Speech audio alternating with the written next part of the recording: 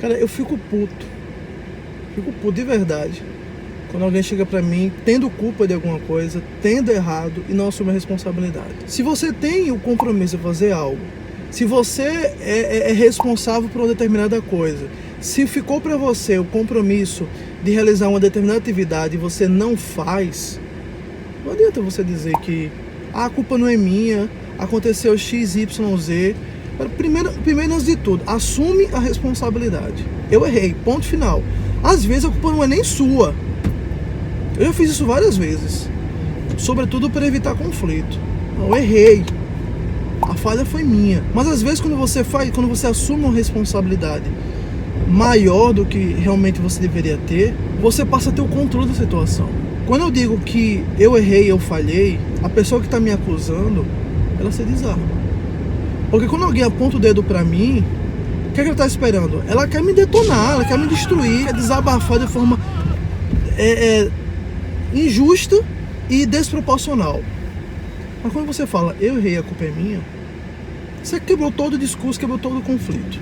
O segundo ponto é que a partir desse momento você consegue fazer alguma coisa a respeito. Nós vivemos um momento em que as pessoas não querem assumir nenhum tipo de responsabilidade. Ficam culpando outros, em parte, aí eu tenho que admitir, por causa de uma cultura que ficou implementada no Brasil, que a culpa é sempre do outro. Quer levar o bônus, mas o ônus nunca é meu.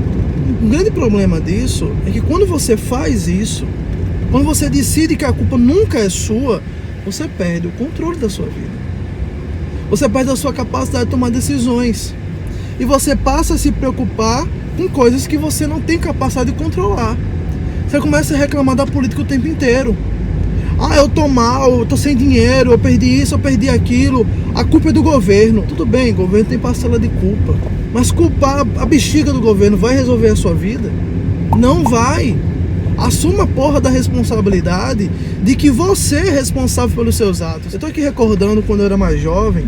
Eu passei mais de 20 anos, 25 anos morando na periferia. E na minha rua, lá onde a gente morava, tinha uns 6 ou 7 amigos. Às vezes dormia na casa do outro, jantava, almoçava, enfim. Nós tínhamos as mesmas circunstâncias basicamente. Uns tinham um ensino melhor, mas a maioria tinha o mesmo tipo de ensino. Tinha a mesma diversão, frequentava os mesmos lugares, basicamente. Frequentava a mesma igreja, basicamente. Alguns é evangélica, outros é católica. Mas um virou professor, outro virou advogado, outro virou publicitário, outro virou engenheiro.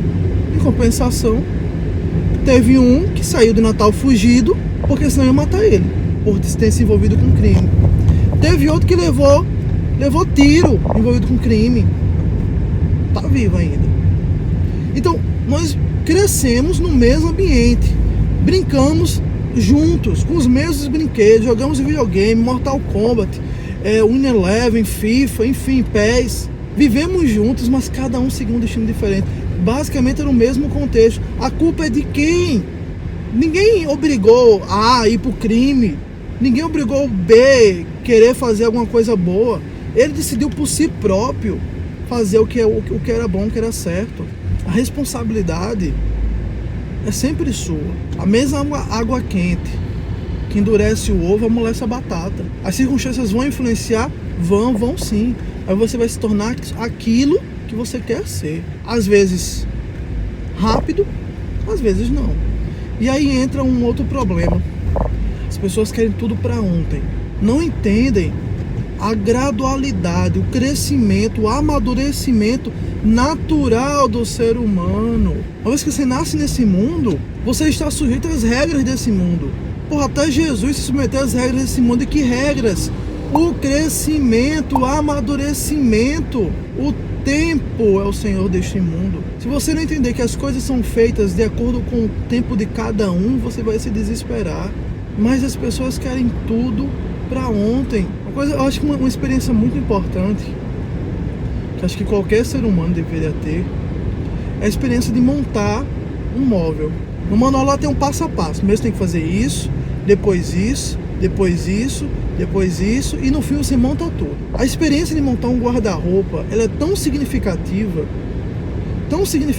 que se você montar 3 guarda-roupas seguidos, você vai criar o hábito de compreender que precisa seguir um passo a passo, que precisa respeitar as etapas do processo, seja o seu processo de amadurecimento pessoal, seja o seu processo de crescimento profissional, seja qualquer tipo de processo, inclusive de métodos de trabalho. As pessoas não querem esperar, querem tudo para ontem, isso quando exigem, porque quando vão fazer, não, deixa para amanhã, vou fazer depois, e fica ali procrastinando, deixando sempre para depois,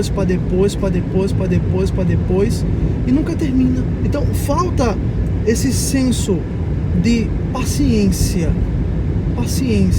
de compreender que as coisas vão acontecer no tempo certo, e que se você ainda não teve o sucesso, se você ainda não conquistou a vida que você quis conquistar, não é porque você não vai conquistar. Das duas, uma, ou ainda não chegou o tempo de você colher os frutos, ou você está aplicando o método errado. Porque, por exemplo, eu quero ser agricultor, o que é que eu vou cultivar? Milho. Se der muito, são duas safras por ano. Se der muito, geralmente é uma. Porque o ciclo de cultivo do milho é 120, 160, 180 dias. Se você quer ter uma maior celeridade do cultivo, e você quer uma cultura que tenha maior rotatividade, maior saída, então vai para o alface, que o ciclo chega até 17 dias. Mas às vezes a pessoa, ela quer cultivar o milho como se fosse alface, e não vai. Você tem que esperar os frutos chegarem no momento certo. Entender primeiro que você precisa assumir suas responsabilidades, você precisa assumir de que a vida é sua e que você é responsável pela sua vida, não culpar os outros, não se preocupar com coisas que você não pode controlar. Se você não pode influenciar, se você não pode mudar aquela circunstância, deixa ela de lado.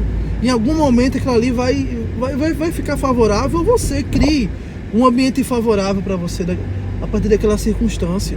Não adianta você antecipar, não adianta você botar a carroça na frente dos bois. Você leva 5 anos para se habilitar a poder receber a carteirinha de advogado, se você passar no exame da ordem. São 5 anos. Respeita o seu momento. E se você está achando que está demorando muito, então reveja.